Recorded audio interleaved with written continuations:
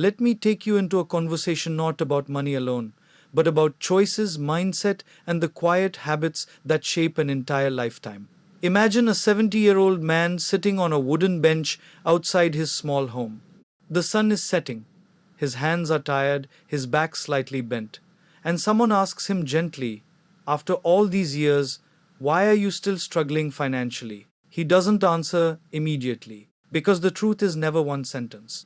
It is a story written over decades. Let's understand this not to judge, but to awaken awareness in our own lives before we reach that same sunset. There is a belief many people carry proudly through life. I worked very hard, so I will be fine. And yes, hard work is honorable. It builds character, discipline, and dignity. But somewhere along the journey, a silent gap appears between effort and direction. Hard work without financial planning is like rowing a boat with great strength but no compass. You move, you sweat, you tire yourself out, but you may still not reach the shore you intended. Many people spend their entire lives in survival mode. Wake up, work, earn, spend, repeat.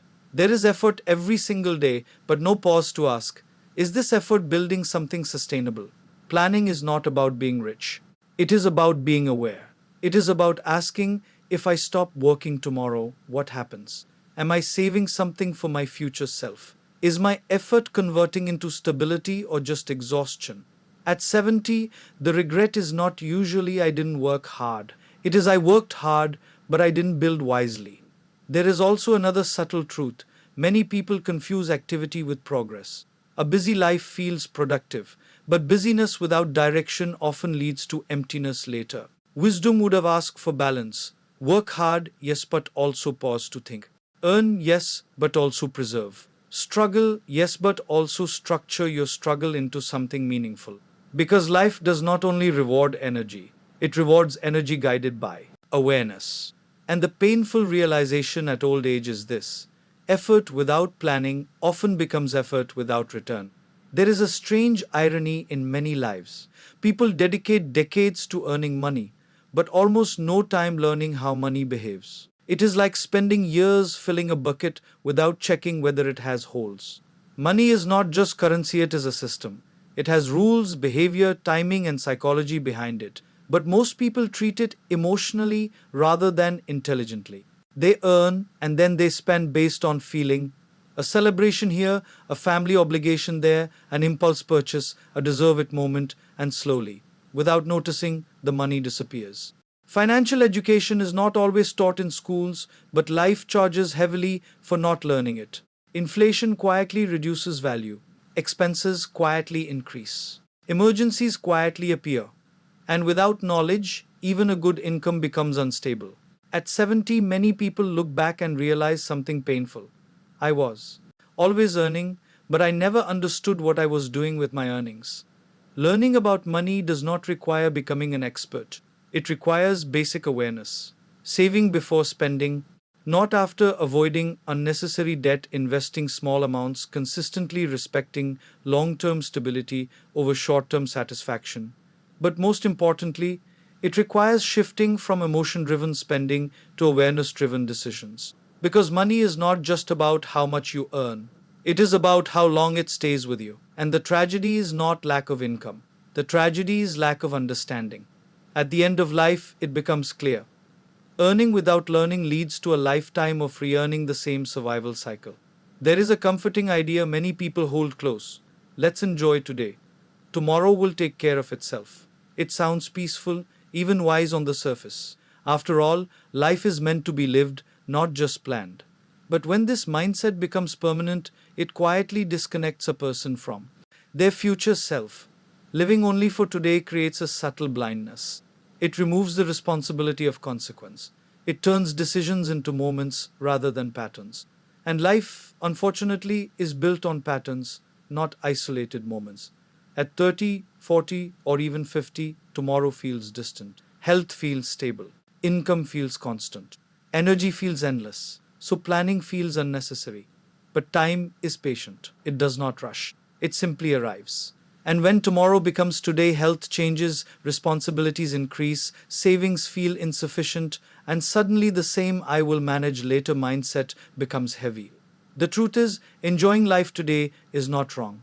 In fact, it is necessary. But ignoring tomorrow while enjoying today creates imbalance. A wise life finds harmony.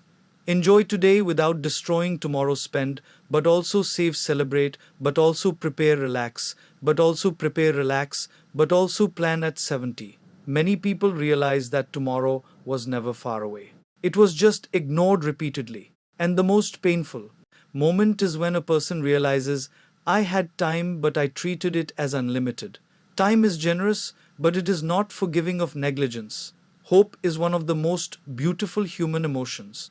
It gives strength during hardship, comfort during uncertainty, and patience during struggle. Without hope, life becomes heavy. But hope alone is not a strategy. Many people build their life on emotional assurances. Things will improve. My children will support me. Some solution will come later. God will take care of everything. Faith is important. But faith without responsibility becomes passive living. Life does not reject hope, but it demands structure. Systems are what protect us when emotions fluctuate. A system is regular saving habits, consistent financial discipline, emergency planning, long term thinking. Without systems, life depends on external factors, luck, timing, people, circumstances, and those are never fully in our control. At 70, depending purely on hope often leads to disappointment, not because hope is wrong, but because it was never supported by action. Even strong relationships, like family support, cannot always guarantee stability. Everyone carries their own burdens in modern life. So the lesson is not to abandon hope. The lesson is to support hope with preparation. Hope says, it will be okay. Systems ensure, even if it is not okay, I will manage. That difference is what creates dignity in old age. One of the biggest financial vulnerabilities in life comes from relying on a single pillar. A single job, a single income source, a single dependency. These feel stable for years until life shifts. Because life rarely breaks everything at once. It removes support gradually. A job ends, health reduces working ability, expenses rise, savings deplete, and suddenly the entire structure feels fragile. People who suffer in old age often did not lack income. They lack diversification. Multiple streams of support do not necessarily mean business empires. They can be small but meaningful. Consistent savings habits, low risk investments, skill based side income, disciplined expense control. It is not about ambition. It is about safety. Because financial stability is not built on one strong pillar, it is built on several small supports working together. And more importantly, it is about dignity. The dignity of not depending entirely on others, the dignity of having choices, the dignity of not feeling trapped. At 70, the absence of multiple support systems becomes obvious. Life becomes narrower. Options reduce. Dependence increases. But this realization comes too late for many. The wisdom is simple but powerful. Do not rely on one source for everything that matters. When you put all these together, a single truth emerges. Old age is not a sudden condition. It is a reflection of accumulated habits. And the purpose of this reflection is not fear, it is awareness. Because the beauty of life is this: what we understand today, we can still change today.